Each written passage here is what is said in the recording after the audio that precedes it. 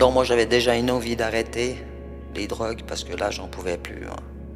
C'était vraiment compliqué, où j'avais envie de me faire arrêter, ou qu'il se passe quelque chose, qu'on me mette hors circuit, quoi. Il fallait, voilà. Alors en 1996, j'avais 32 ans. Un soir à la soupe populaire à Lausanne, place du marché, j'ai fait la rencontre de Laurence Mackenzie. Elle distribuait des flyers pour nous informer qu'elle avait ouvert un atelier à la Cité qui s'appelait l'Éveil. Chers auditeurs, chères auditrices, bienvenue dans Ambitus. Ambitus est un podcast produit par l'Éveil, une association active dans le canton de Vaud, en Suisse, qui œuvre depuis 30 ans en faveur de la réinsertion socio-professionnelle et du renforcement du lien social. À travers une grande palette d'ateliers basés sur l'art-thérapie, l'Éveil accompagne des personnes fragilisées et ou marginalisées, en travaillant sur la créativité, la confiance et la conscience. En musique, l'ambitus désigne l'étendue d'une voix ou d'un instrument, de sa note la plus grave à la plus aiguë. Par analogie, chaque être humain écrit sa propre partition de vie, une trajectoire faite de variations, de haut, de bas, formant une mélodie unique. Ambitus a ainsi pour vocation de faire résonner ces mélodies de vie avec toute leur complexité, leur profondeur et leur émotion. Cette série de podcasts propose de donner voix à ces histoires souvent tues, des expériences vécues, parfois intériorisées, qui trouvent ici un espace pour être partagées et entendues. Pour plus d'informations sur les activités et l'histoire de l'éveil, son directeur Oran Mackenzie vous explique tout dans l'épisode 0, le premier de la liste. Par ailleurs, si la démarche de ce podcast vous touche, n'hésitez pas à en parler autour de vous et sur les réseaux sociaux. Dans cet épisode, vous entendrez le témoignage de Nicole, une des premières participantes de l'éveil. Elle nous raconte sa rencontre avec Laurence Mackenzie qui a fondé l'éveil en 1996. Attention, ce témoignage aborde des sujets qui peuvent heurter certaines sensibilités, dont l'addiction à des drogues dures. Protégez-vous, prenez soin de vous, je vous laisse avec Nicole et je vous souhaite une bonne écoute.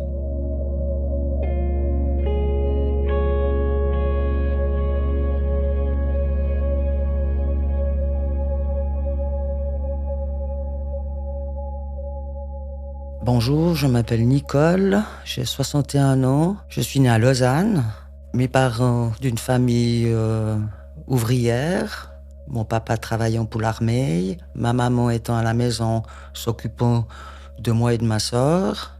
J'ai eu une l'école normale, mais compliquée. Il n'y avait pas beaucoup de choses qui m'intéressaient à part l'histoire, la géo, le dessin, la gym. J'étais bien à la récré, moi. Voilà. J'ai beaucoup aimé mon enfance parce que mon papa m'a appris à la pêcher à 5 ans avec mon grand-père. Ce qui m'amènera plus tard à vous dire que c'est ce qui m'a aussi sauvé un petit peu de retrouver des sensations d'enfance, des choses que j'aimais. Donc maintenant, je continue à aller à la pêche. On se levait à 4 heures du matin, regarder le jour se lever, faire quelques poissons, être au bord de l'eau. C'était quelque chose de très apaisant. Je trouve que c'est des bonnes valeurs, la pêche. On apprend à pêcher, à respecter l'animal, à le tuer correctement et à le manger. Donc je trouve que c'est des bonnes valeurs j'inculque à des enfants qui veulent bien venir à la pêche avec moi, j'adore, pour leur transmettre des techniques de pêche. Des souvenirs d'enfance aussi compliqués avec ma sœur, même très compliqués encore maintenant. J'ai 61 ans, on n'est toujours pas copines. Et je trouve dommage que quand on a une famille, qu'on n'arrive pas à s'entendre. Alors, quand j'étais toute petite, les jeux de filles, comme on dit, c'était pas trop mon truc. Moi, c'était jouer avec les garçons, monter aux arbres. J'étais très turbulente. À l'époque, on avait de la chance, c'est qu'on avait une grande cour devant la maison, il y avait beaucoup d'enfants dans la maison. Donc, on était toujours une équipe de 10 enfants de la maison à jouer. Donc, on avait des amis d'enfance. Bien, vu mon caractère, c'était compliqué. J'avais des amis, mais quand même mis de côté. Ouais, je sais pas comment expliquer ça. T'as des copains, mais vraiment des amis, non. Non, pas vraiment. Et puis, arrivé à l'adolescence, j'ai commencé à faire des dépressions, mal-être, commencé à plus trop supporter les parents. On appelle ça le conflit de génération, je pense. Leurs idées ne me convenaient plus. Voilà, on a c'est compliqué. Donc c'est pour ça qu'à 16 ans, j'ai voulu travailler et puis, avoir mon indépendance, puis pouvoir partir le plus vite possible de chez les parents. À 16 ans, quand j'ai fini l'école le vendredi, mon papa m'a dit: «Lundi, tu iras travailler là». J'ai dit: «OK». Pas tellement de choix, pas de niveau de scolaire pour faire un apprentissage. Donc j'ai commencé, dans une usine de textile à Renan, où j'ai fait quelques années. Après conjoncture, où ils ont licencié, donc j'ai dû retrouver du travail ailleurs.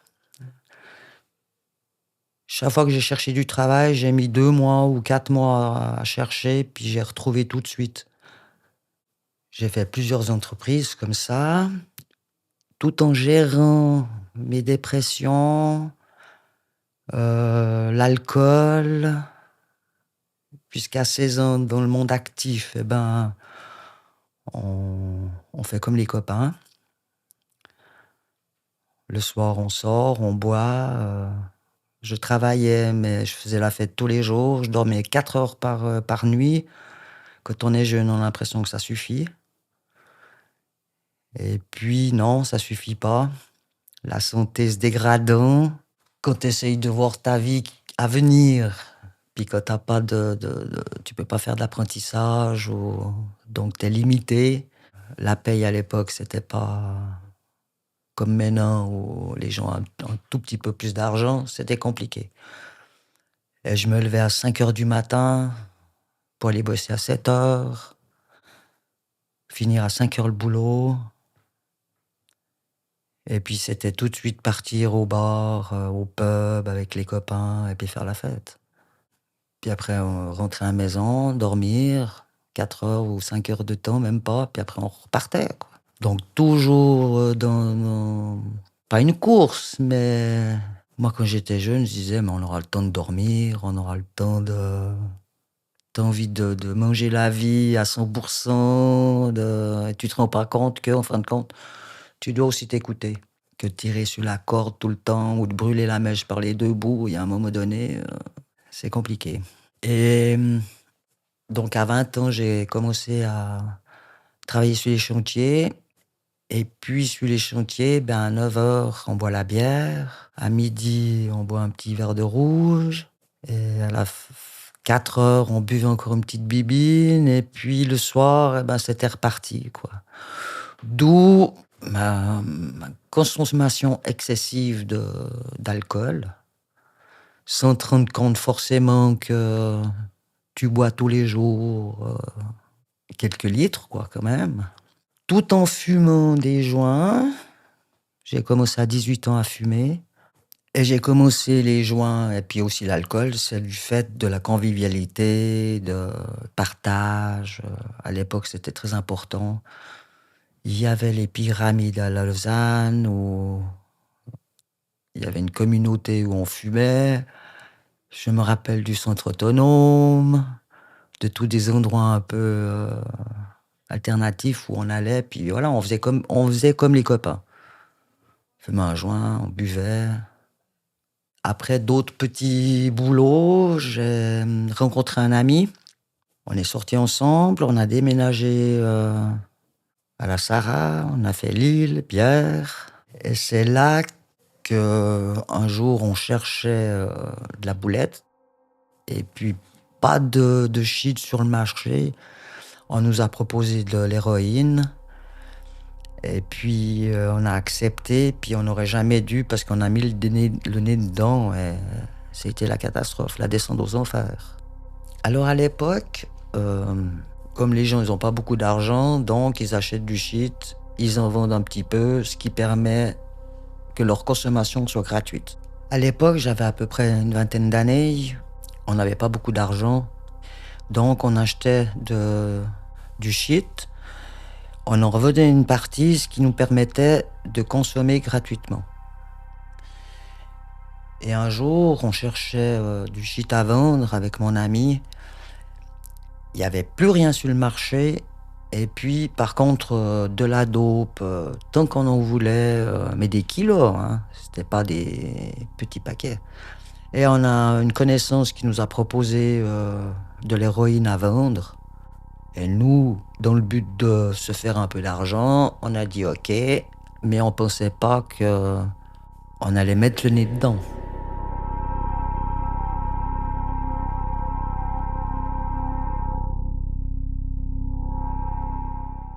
Au départ, c'était pas de consommer. Et puis on a quand même voulu goûter. Et au bout de 4-5 jours, eh ben ça y est, c'était parti. On était en manque. Déjà dépendant. Et on a fait quelques années comme ça. Quand on a pris la première fois, on ne connaissait pas forcément le produit. On savait que c'était pas quelque chose de très très bon pour la santé, mais on a quand même essayé. Et puis on se rend pas compte à la vitesse où ça va, où le corps s'habitue, et que tous les jours ton corps demande que tu souffres. Donc au bout d'un moment, ben, tu fais que ça. Tu te lèves le matin, tu penses à ça. Tu te couches le soir, tu penses à ça. Il n'y a plus rien qui compte. Tu vis que pour ça. Ben, on savait que c'était pas... Déjà que c'était de la drogue dure, comparé à du shit, la différence. Que c'était...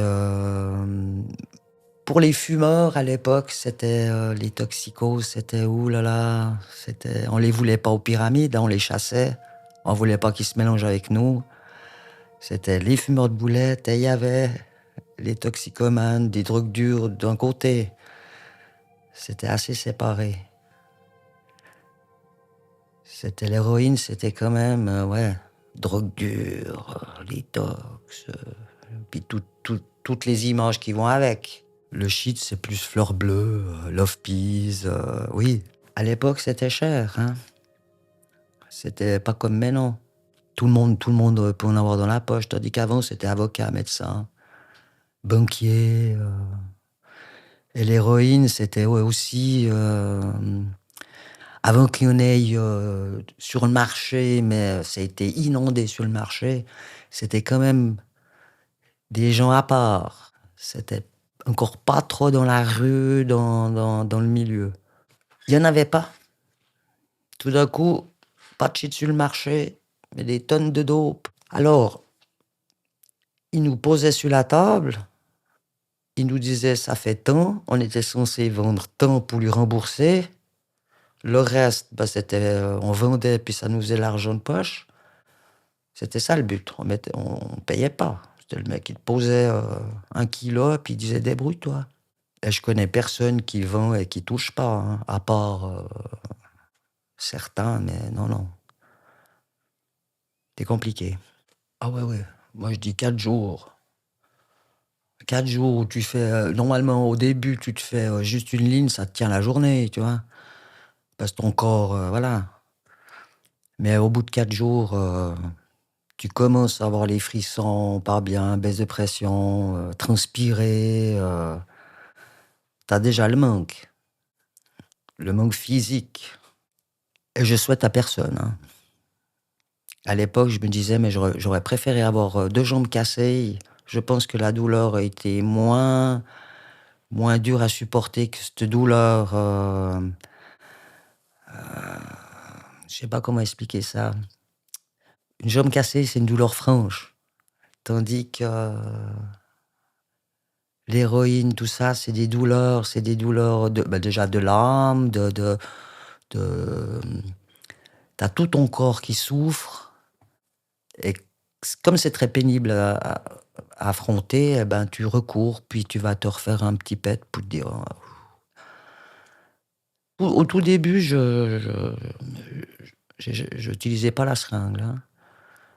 La seringue, ça a été aussi une question d'économie. Parce qu'au début, tu te fais des lignes. Bon, au début, elles sont comme ça, puis après, elles sont comme ça. Puis après, tu te dis, bon, ça commence à devenir un peu cher, donc la seringue, tu mets moins de produits, ça fait l'effet plus vite. C'était aussi une question d'économie, de passer à la seringue. Oui, alors le manque, c'est comme si on a la grippe fois 10. Alors au début, tu prends de l'héroïne pour les effets apaisants, on est bien, voilà. Mais quand on commence à être dépendant, on prend de l'héroïne pour pas souffrir, pour pouvoir se lever le matin, pour pouvoir bouger, même prendre sa douche.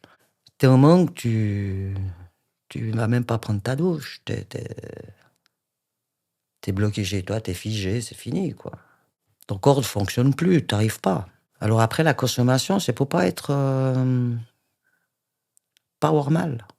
Et je pense aussi que l'héroïne, les drogues en général, c'est aussi pour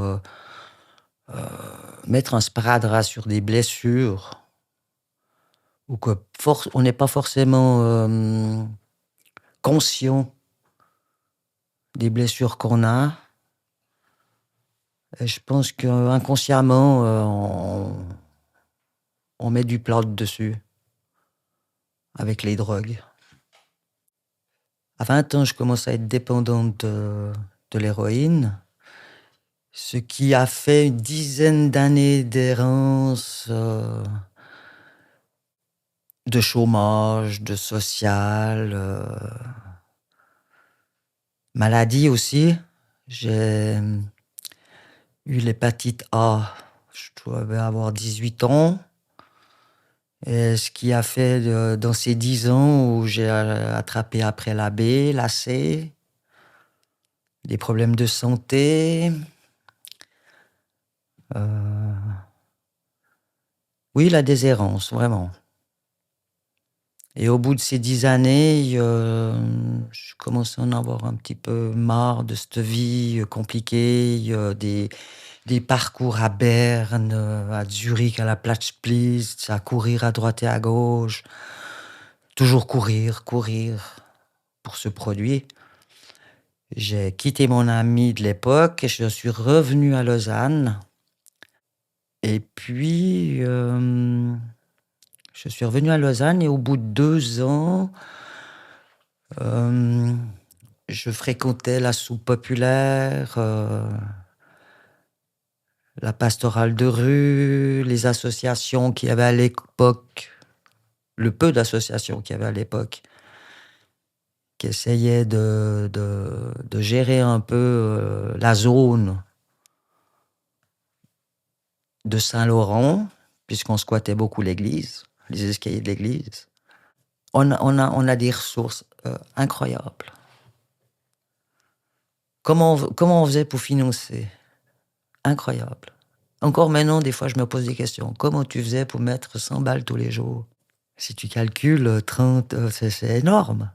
Et on arrivait. En magouillant, en vendant ça, Oui, on a des ressources incroyables. Pour ça, alors... Et moi, j'ai eu de la chance, j'ai jamais fait de la prostitution pour ça. Ça, j'ai jamais... voilà. Mais on arrive toujours à trouver quelqu'un ou... Oui. Ah. Mais c'est aussi les petites magouilles, hein. Tu vends de la boulette, hein, tu vas chercher quelque chose pour quelqu'un, il te filait un petit peu... Enfin, il y a toujours le partage et dans ce milieu-là, on trouve toujours quelqu'un qui va vous donner un coup de main, ou en vous donnant ou de l'héroïne ou de la méthadone, ou à l'époque les Rohypnol, les Temgesic, tout ce qu'on trouvait sur le marché, quoi.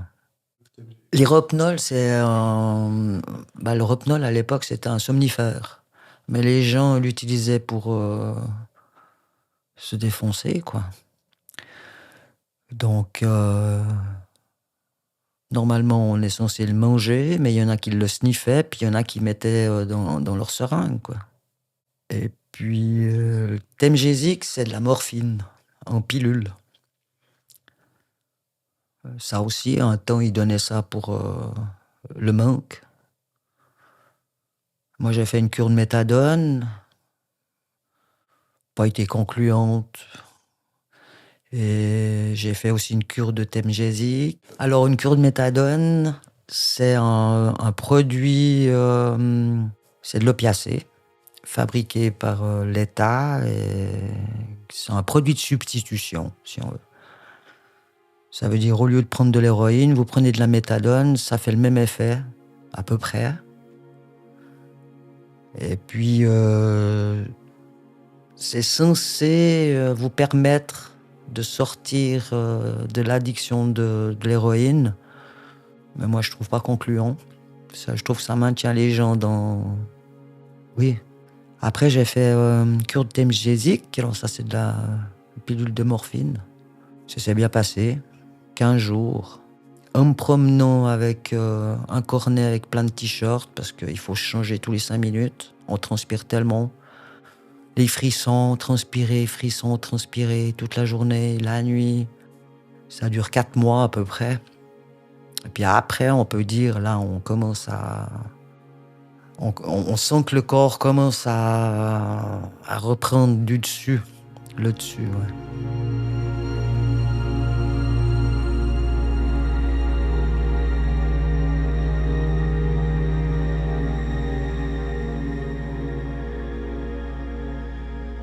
Alors, en 1996, j'avais 32 ans. Un soir, à la soupe populaire, à Lausanne, place du marché, j'ai fait la rencontre de Laurence Mackenzie. Elle distribuait des flyers pour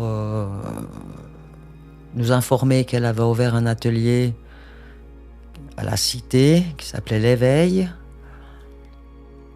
Elle nous invitait gentiment de venir dans son atelier et de pouvoir se poser, de boire un thé, de discuter, que si on avait envie de peindre ou de faire de la terre glaise ou de la méditation ou d'autres choses, qu'on était les bienvenus. Au tout début, c'était compliqué parce qu'assez réfractaire, on dit oui, mais non, on va pas. Et un jour, elle est revenue à la soupe populaire plusieurs fois. Et un jour, elle me dit, mais tu veux pas venir visiter? Et là, j'ai dit, ok. Je suis monté avec elle à la Cité. Et j'ai trouvé cet atelier magnifique. On s'est posé, on a discuté. Et puis, je me suis dit, oui, ce serait intéressant d'aller à l'atelier. Donc, j'allais tous les mercredis à l'atelier L'Éveil. Ce qui était compliqué pour moi parce qu'au tout début, comme il y avait toujours cette recherche de produits stupéfiants tous les jours, c'était compliqué de prendre un jour pour moi et aller à l'atelier.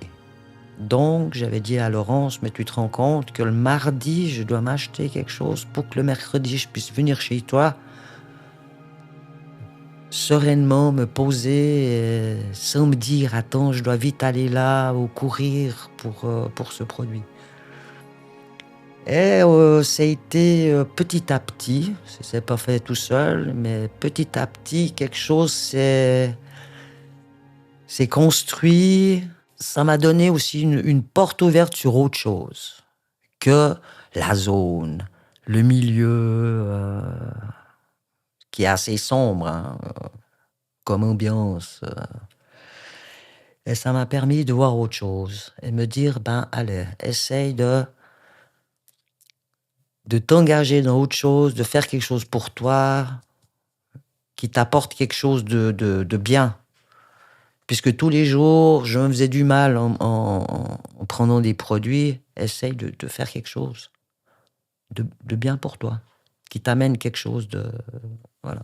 Et le travail avec Laurence était très intéressant pour moi. J'ai retrouvé les couleurs, les matières, l'art-thérapie, les sorties qu'on faisait en forêt, ou juste histoire d'aller respirer, de se poser dans l'herbe, de prendre des moments, des petits moments pour soi. Ce que tu fais plus quand tu es dans cette espèce de spirale de drogue, voilà. Et puis, avec Laurence, je trouvais intéressant de faire des choses. On a fait de la poterie, des dessins. J'adorais faire mon papier moi-même, de sécher des fleurs, de faire des natures mortes, de toucher d'autres façons de pouvoir s'exprimer.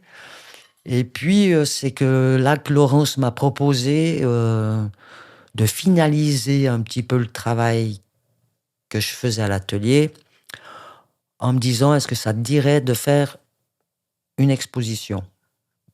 Des tableaux que je faisais, des dessins que je faisais. Et puis, allez, je trouvais intéressant de faire un travail et puis qu'il y ait une finalité. Ça veut dire tu fais quelque chose, il y a une fin à ce que tu as fait.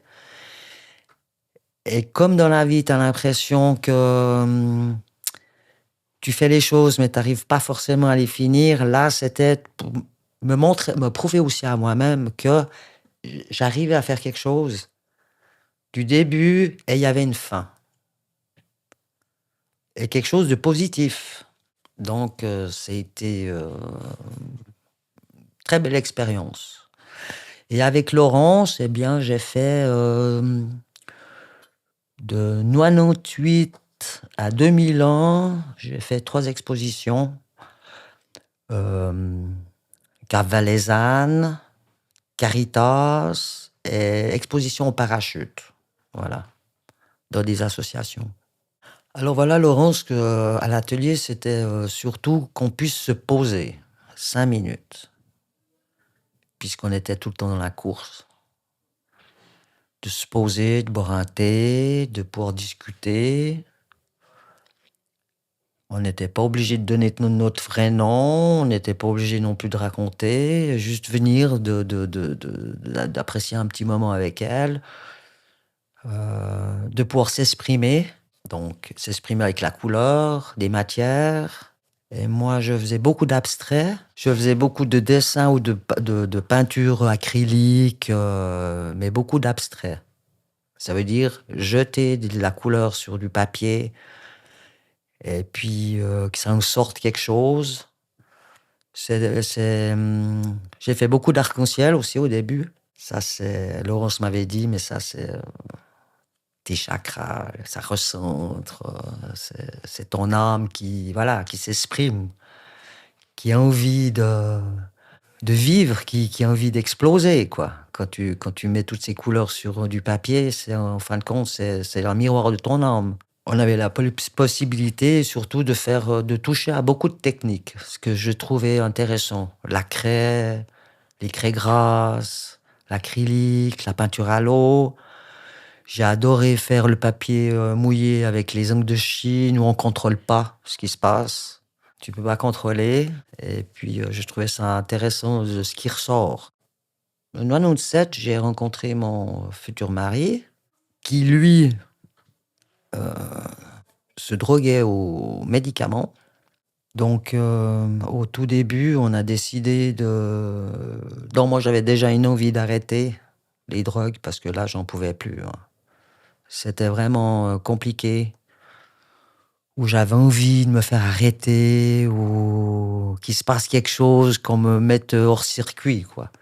Il fallait, voilà. C'était un cheminement où il y avait une envie d'arrêter. Et lui aussi, donc, on a décidé d'arrêter les deux. Puis, ce qui nous a sauvés, c'est qu'on n'a jamais consommé de la drogue ensemble. Ça, alors, ça a été, je pense, important.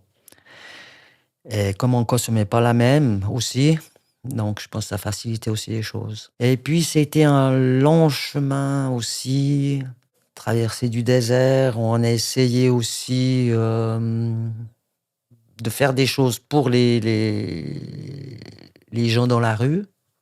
On a créé une association, on a essayé de faire des choses. Et puis, ces 4 ans ont été pas lent, mais c'était un cheminement lent et difficile. Et puis je pense que la rencontre avec Laurence m'a fait du bien, m'a renoué un petit peu avec la vie. Et puis ce qui a fait, je pense, le déclic ou, comme disait son fils, le marchepied qui m'a permis de, de, de monter cette marche. Je crois que si j'aurais pas rencontré Laurence et l'atelier, je pense que je serais pas là aujourd'hui. Quand j'avais à peu près 36 ans, ou même avant, j'ai dit, bon, allez, on va chez le médecin, on fait une demande de cure de méthadone, puisqu'à l'époque, il donnait que ça. C'était très contraignant, il fallait aller tous les jours à la pharmacie, toutes les semaines chez le médecin, où il fallait se battre pour qu'il continue à nous donner la méthadone. On n'avait pas le droit de consommer à côté. C'était très, très, très, très compliqué. Cette cure de méthadone n'a pas fonctionné, donc rechute. Puis rester avec un autre médecin, où là, j'ai essayé les Temgesic. Temgesic, c'est des médicaments à base de morphine. Et puis là, ça jouait, ça switchait. Bon, c'était compliqué, hein. Il y avait toujours la souffrance, voilà. Mais quand même avec de l'aide médicamenteuse. Et puis, je crois que l'envie était quand même là. Il faut avoir envie, vraiment. Et puis, eh bien, ça a été des kilomètres au bord du lac. Des kilomètres et des kilomètres au bord du lac. Pour le sevrage, puisque pendant un sevrage, on transpire, on a des frissons, on a mal, voilà. Et puis, c'était surtout pour évacuer ça. Pas rester à la maison où puis on pense aller chez le voisin chercher quelque chose. Donc voilà. Il fallait que ça sorte, il fallait qu'on puisse évacuer tout ça. Et puis surtout, j'ai fait 8 mois à pas revenir en ville, à Lausanne, à pas recroiser les copains. Autrement, c'est pas possible. C'est compliqué. Alors c'est compliqué parce que quand on voit quelqu'un souffrir, eh ben c'est insupportable. En plus, si on sait comment elle souffre, la personne, parce qu'on le vit aussi, donc tous les jours, on avait des gens qui venaient, mais tiens, je te donne de la méthade, tiens, je te donne de l'héroïne, tiens, je te donne.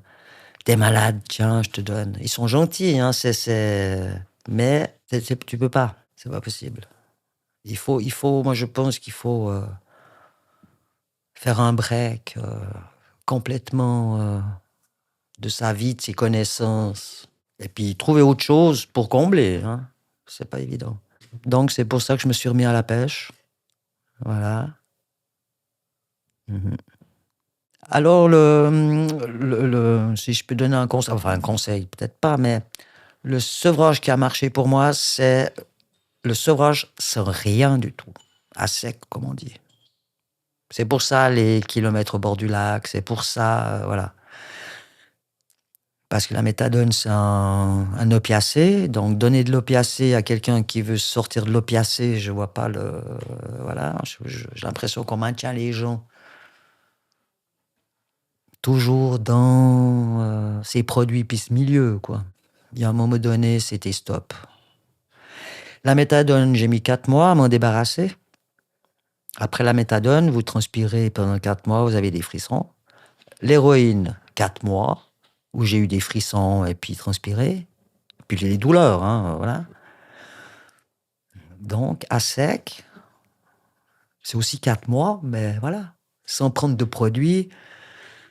Et je vois pas l'intérêt. Tu veux arrêter des produits, je vois pas l'intérêt de donner des produits du même acabit aux gens. Bien sûr, c'est personnel, hein. Je peux pas conseiller quelqu'un de faire la même chose. Mais je pense que maintenant, depuis l'époque et tout, la médecine a quand même évolué, les médecins aussi. À l'époque, on donnait de la méthadone pour l'abstinence.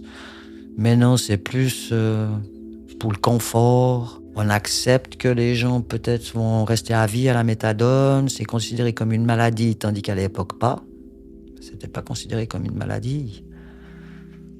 Donc, je pense que maintenant, on trouve plus facilement des médecins spécialisés ou qui sont là-dedans. À l'époque, c'était pas évident. On ne trouvait pas. Les gens étaient un peu réfractaires à avoir une clientèle toxicomane.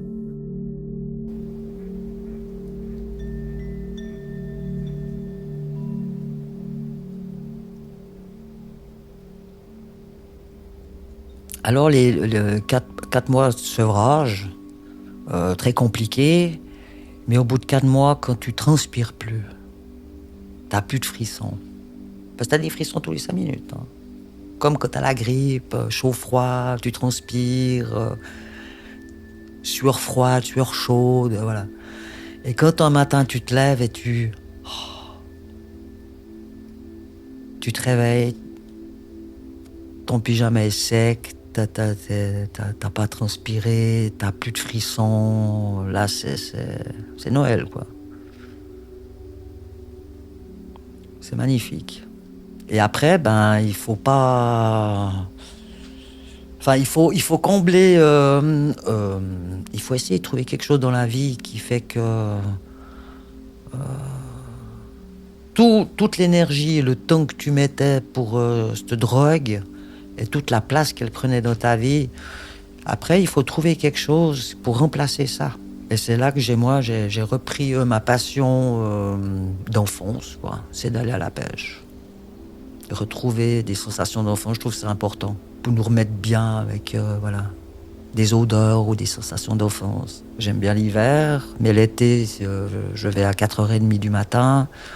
Je regarde le jour se lever, le soleil, et je crois que je suis privilégié d'être sur le lac à cette heure-ci toute seule. Ça, c'est vraiment mon... Mais vraiment, je sais pas comment expliquer. Ça vaut tout l'or du monde. Le silence, la paix. C'est une sorte de méditation. De regarder le jour se lever, le soleil, dire « Ah, il arrive !» Comme si un jour il n'allait pas se lever, mais... C'est... Oui, les odeurs, tout, c'est ce qui fait que maintenant ça comble le vide, ce qu'avait pris la drogue avant. Maintenant, c'est ça qui remplace. Plus d'autres amis, j'ai refait une vie à côté, d'autres choses. Puis j'aurais voulu dire que je suis pas retourné à l'atelier L'Éveil après 4 ans chez elle. Pour dire aussi que c'est aussi compliqué. Une fois que tu as fait la démarche d'arrêter, d'avoir mis en place d'autres choses dans ta vie, de continuer à aller à un endroit où tu vas avoir des gens qui ont souffert comme toi ou qui souffrent toujours, c'est difficile. Et c'est pas laisser tomber Laurence, c'était juste, comme j'ai dit, la petite marche qui fait qu'on continue de vivre ou de... Voilà. Et ça, c'est pas facile.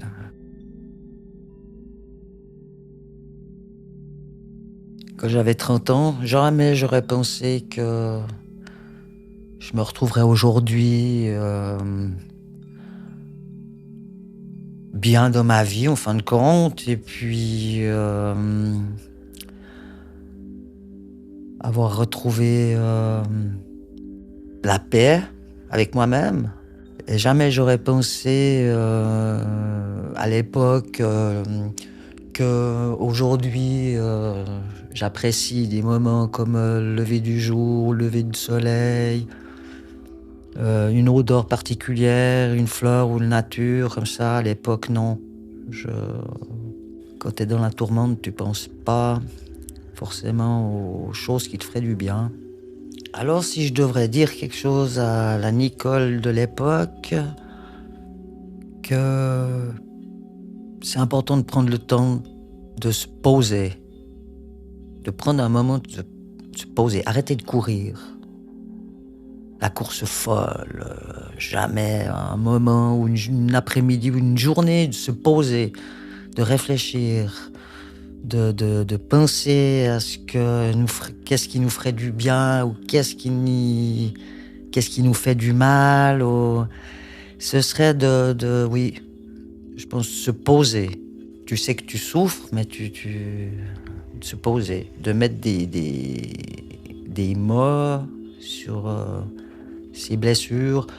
Comme moi, de pouvoir me poser à l'atelier l'éveil, je pense que c'était le premier pas pour maintenant, on va se poser, se calmer, essayer de réfléchir, essayer d'analyser aussi ce qui se passe dans sa tête, dans son corps. Laurent, je la considère comme une amie, une confidente. C'est une personne très chaleureuse, une personne qui juge pas les autres, qui accepte tout le monde avec ses défauts et ses qualités. Je trouve qu'elle a une belle âme. C'est un peu à l'atelier une amie, une confidente, une copine, des fois une maman pour certains. C'était un peu tout ça, Laurence. Ce que je voudrais dire à Laurence, c'est déjà merci d'avoir donné son énergie et son temps à l'éveil. Et puis que sa démarche d'essayer d'aider les gens, de les sortir un peu de leur milieu, c'était courageux. Et puis que quand je vois la structure maintenant que c'est l'éveil, bien chapeau, magnifique. En tout cas, Laurence, tu peux être très fière de toi. Eh bien oui, longue vie à l'éveil. Voilà.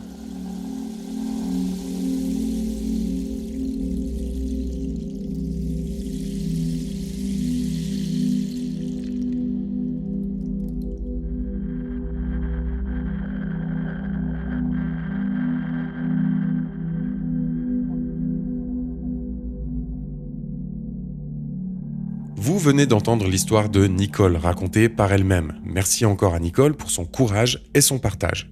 Ces témoignages sont accueillis et enregistrés au sein de l'éveil et sur base de volontariat. Ce témoignage a été enregistré en mars 2026. Production et droit, l'éveil. Chargé de production et responsable du projet, Selim Zegani. Enregistrement, montage audio, habillage audio, mixage, mastering, diffusion, Selim Zegani. Graphisme, Neville Beau. Encadrement et supervision du projet, Oran Mackenzie et David Vial. Toutes les informations concernant l'éveil sur www.aéveil.ch. Merci pour l'écoute et à très vite pour une autre histoire de vie.